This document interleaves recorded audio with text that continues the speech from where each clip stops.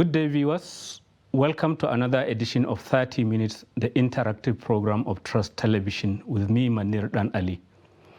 My guest today is Alhaji Attahiru Bafarawa, former governor of Sokoto State and former presidential candidate of his own political party, the DPP, I believe the Democratic People's Party. Alhaji Attahiru Bafarawa, welcome to the program. Mamar, thank you very much. Why are you not contesting in the 2023 election? Why are you taking a back seat? Well, these are very good questions. You know, politics is not a question of contesting. Politics is a question of what to do to your community. It's not only when you buy for the political position that you contribute to your own quota. And everything has its own time. You know, I have been on this business since 1976 as a local government councillor to where I reach today. So you started from the lowest of the low, the lowest possible political office. That's correct. So for now, what I have seen yesterday is not what is happening today. So you see, the questions that we Nigerian politicians are not valuing the profession by itself. You cannot have a PhD without going through nursery, primary, secondary to university level. So likewise, in any profession, you have to start from scratch. But some people think politics is an all-comers game. So it's not even, some people take it as a commercial, small-scale industry. But people like me, who I happen to be, the politics is in my body. What I mean by is my body, when you must have a vision of whatever you want to do. My own vision is how to assist people. As I told you, I started at the age of 22, a local government councillor, to a chairman of the local government. And I didn't even go through elective office. I went on the process of political offices. Right. I was a party chairman of the local government. I was the state chairman of the state chairman of NLC of Sokoto Zamfara and Kebbi by then. So I rose even to the national chairman of ANPP. I rose even to building my own political party. So you can see that I am not there looking for elective office. What even made me to look for elective office was in the way and manner we found those who are not professional going to elective offices. So you started out in the area of building the political parties and all of that. But why is it that the parties don't appear to be democratic? There is always this tussle over even who will head, and then they don't usually even live out their tenure and they get removed. Yes, because at the rate we are now, we are playing the game without the referee, without the umpire. So that's the reason why the game is very rough, because there's nobody to control it. Party is supreme. In theory or in practice? In both. But that doesn't seem to be the case. That's the reason why we are failing. That's why we are failing. The party is supreme. And also, the INEC has its own fault. Any political party is being registered, it has to get the constitution of the party, the manifesto of the party. These are the requirements. But I thought they all give that to INEC. This is what I'm saying. Yes. Okay. They will be submitted to INEC. So it's not the essence of submitting the constitution and the manifesto to INEC is not just for the sake of registering the party. INEC is supposed to be supervising the political party of the constitution and also the constitution and the manifesto. Of the political party. Right. To see whether they are implementing what they have applied, what they have put in the constitution and the manifesto. Coming to that, party is supreme than anybody who is a member. But that doesn't seem to be the case now. What is supposed to be done? Right. The presidential candidate or president or the governor or whoever elected under the platform of that party is an agent of the political party. So no president, no governor will come and say, this is my agenda. Your agenda is your constitution and also the manifesto of the party. Therefore, now you see that even those who have big, like you hear they say the president is the national leader of the party. You even have others like Tinubu, who is not a president and is the national leader of his political party. Like APC, for example. I was a founding member of the APC. Virtually, I can say I was the chairman of the drafting constitution of APC. Everything was done in my house. There's nowhere we made a provision of a leader. There's no leader in APC constitution except the chairman and the party official. These are the leaders of the party. That the original constitution maybe is being changed. Even this, it has not been changed. It has not been changed because it cannot be changed because it was from no board of trustee, nothing to talk about of how to review where they can move forward to the essence of moving the party itself. But APC people will say you may not know because you are no more a member, you are in the opposition. I'm PDP. a Nigerian, and I have the interest of learning. So I cannot just keep myself away that because I'm not a member of the APC, I don't want to know what is on their manifesto. And almost 90% of APC people are my friends.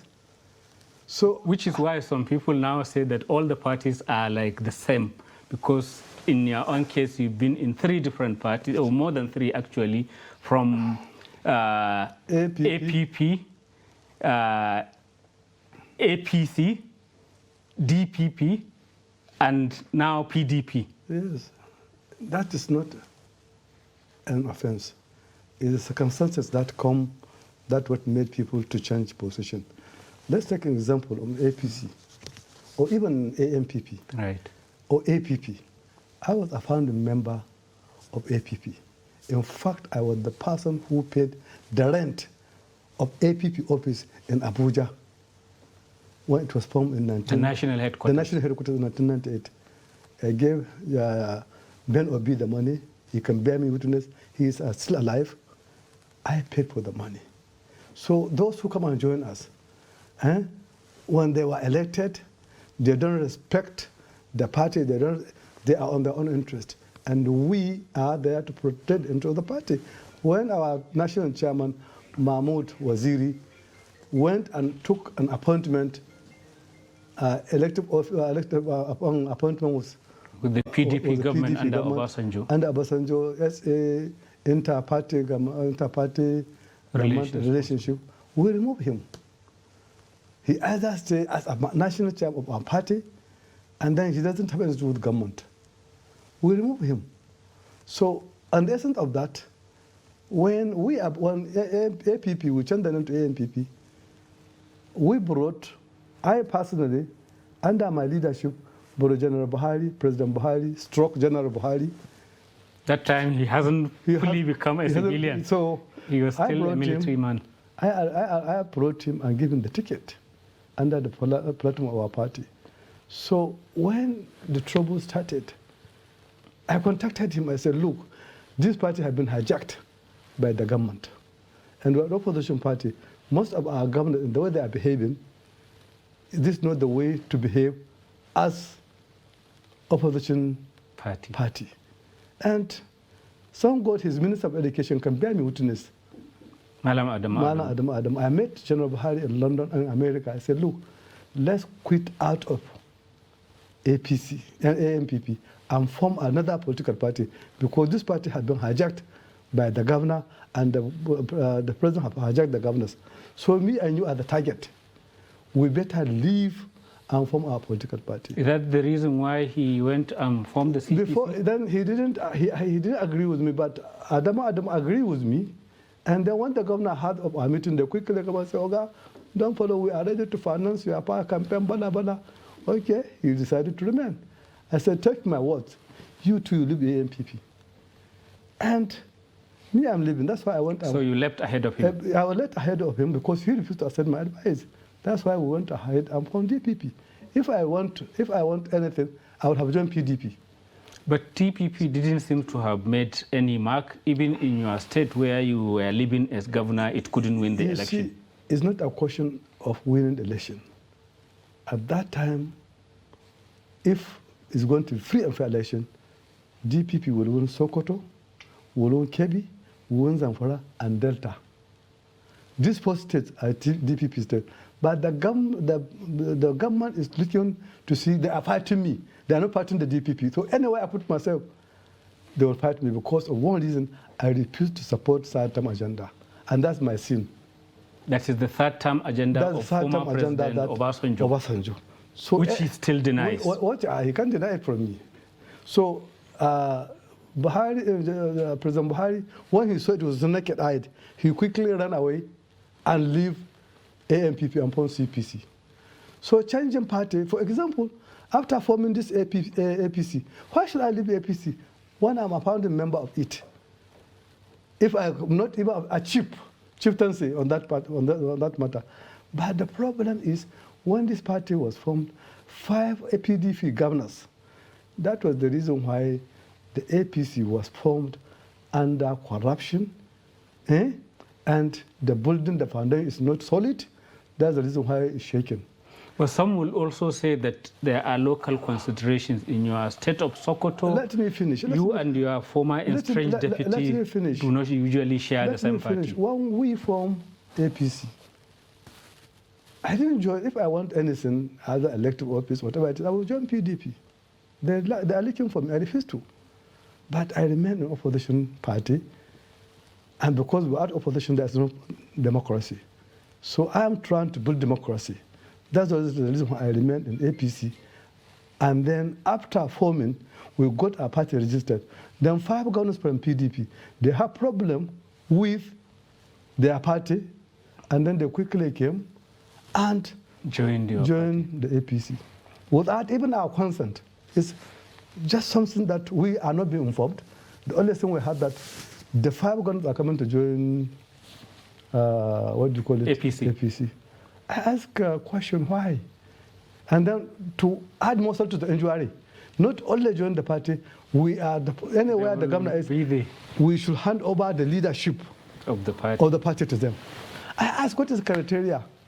They said that each and every one of them is going to give 100 million naira as his contribution towards building the party. Thank God, Dr. Hakim can bear me witness. Hakim Baba Ahmed. I said, okay, if it's 100 million naira, if the criteria for somebody to maintain the character and the leadership of the party, I am ready. Let them take my 100 million naira. I am neither a governor, neither a senator, neither. But because I want to remain in my party, Hakim can bear me witness. I say I'm ready to give 100 million naira to remain in my party. The offer was not accepted. Obviously, they prefer the governor, and you are not in good terms with. Well, not in good terms. You don't share the same. Not in good terms. If I told that justice is done, he's welcome. I'm not fighting Wamoko. Why should I fight him? After all, I brought him into politics. He served under me as my deputy. But you parted ways. So that doesn't mean that we cannot meet again. We are not enemies, we are brothers. You parted ways to the extent that you kind of wanted to have him removed before he resigned. That is a long story. Right. That's a long story. There is no way you can bring something that's how somebody is going to be removed. There must be a reason for that. It is not history. We shouldn't go to... Are you good friends now? He's my brother. I don't see anybody to be my enemy in politics. We can be only opponent. But I can't see somebody call him as my enemy. For what? So now there is the prospect that you could be in the same party with him without any problem. He is living in Sokoto, I'm living in Sokoto. We meet, he still give me that respect he used to give me. But you are in different opposing so it doesn't mean that we are enemies. To my own belief, to my own heart, I don't see it as my enemy. So I hold him wholeheartedly as my brother who served under me. For whatever reason, it has come and go. So I don't hold anybody for whatever reason because it's political reason, because it will come, it will go. This will be a very good point to go for a break and then resume the conversation when we return. Thank you very much. Welcome back to 30 Minutes, the interactive program of Trust Television. Our guest today is Alhaji Attahiru Bafarawa. I was struck when I saw you now in PDP and you are part of those who are going around trying to sell the aspirantship of the sitting governor, that is Alhaji Aminu Waziri Tambuwal. What made you to kind of subsume your own former ambition and now you are going with a much younger brother of yours promoting his candidature? You see, as I have said it, it was taken that Bafarawa have withdrawn from politics. No, I don't resign from politics. I will never resign until I die into politics. Since in politics it's not a question going for elective office or appointment that will make you to be a politician. All I'm saying that I have been on this game for more than decades of years. So everything has its own time. That was why the only declaration I made was I will never go for elective office for the rest of my life. And I will never take any appointment for the rest of my minister life. Or and anything? Nothing whatsoever. Even when I joined PDP, a ministerial appointment was offered to me. Ahmed Mazu can bear me witness. The former chairman of the PDP, former governor of Bauchi can bear me witness with the national chairman. When I was offered a ministerial appointment under Jonathan, I returned the offer. In fact, I recommended the offer to be given to Shekaro.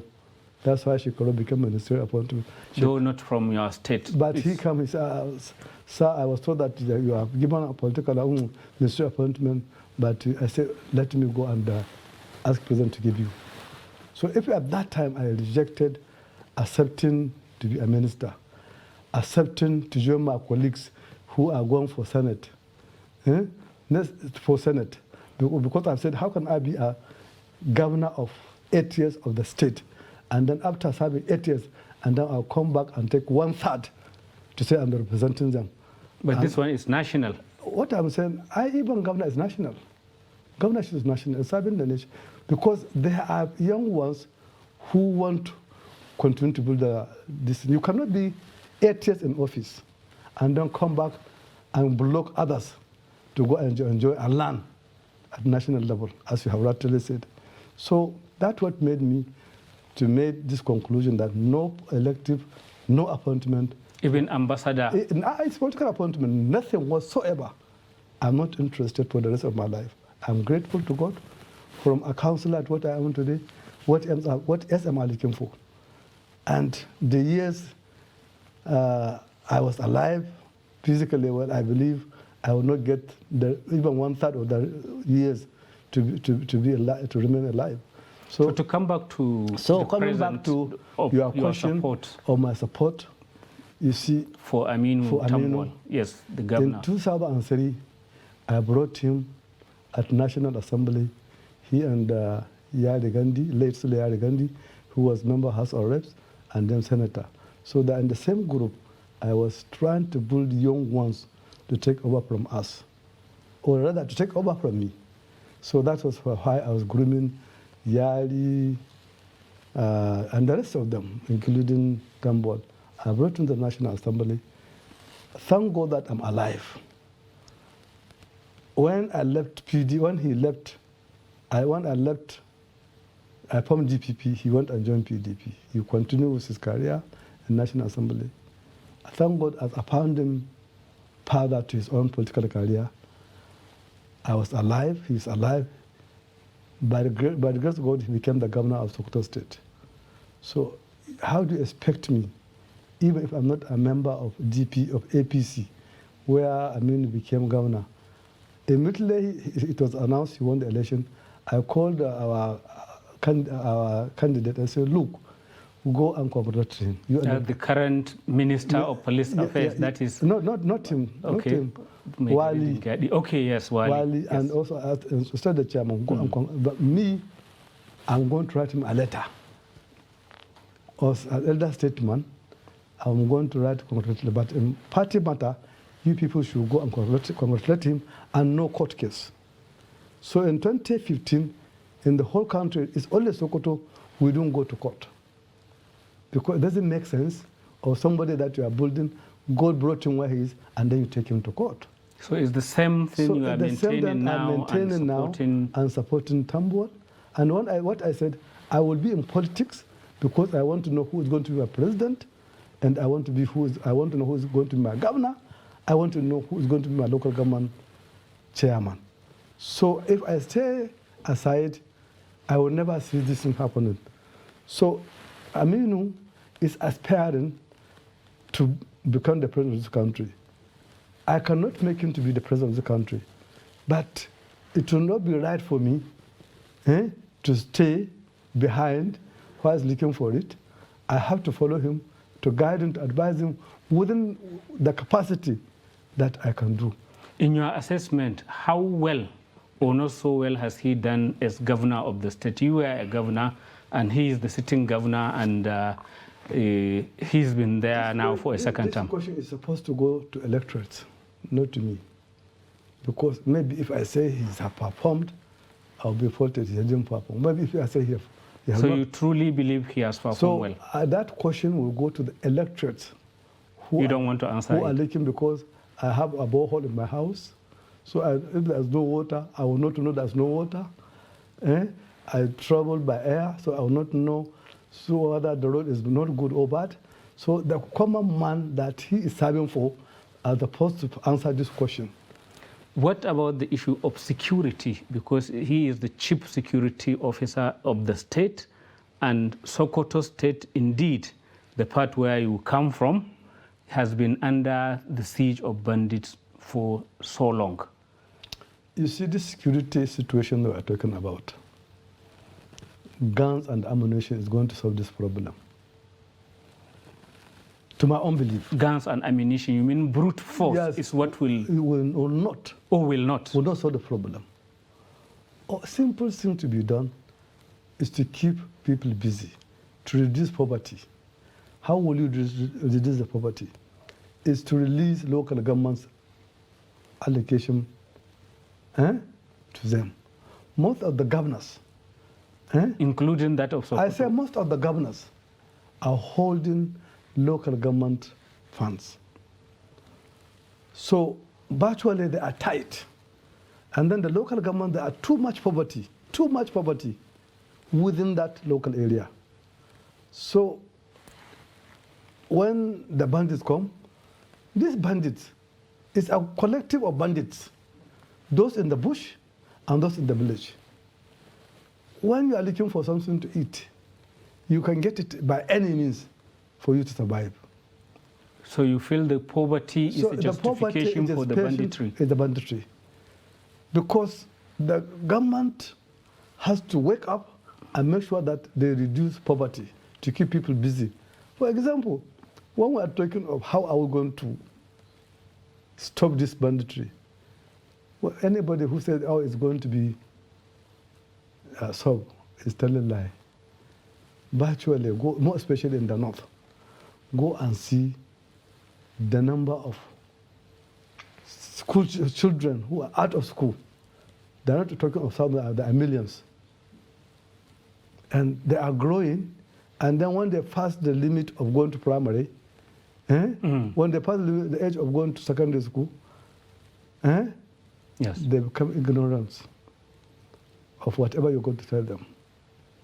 And but what's the situation in your own locality currently? Do you go home? Can you sleep in Bafarawa without any worries? Well, Bafarawa, we are there. We can sleep without any worries. Me, I'm not sleeping there because I have not, since I left. I was born there, but I have not grown up there. So as far as I'm concerned, my relations are there. Everybody, all my relations are there, and they are sleeping quietly, comfortably. I visit them, they visit me. So and you can spend the night in the village without any worries? Of course, yes.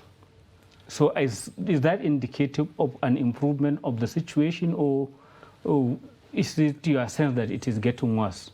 No, you see, as I told you, it's not a question of because it's just something that it can spark today and then rest for some time and then to go. It's continuous exercise to go, happen today, to happen tomorrow.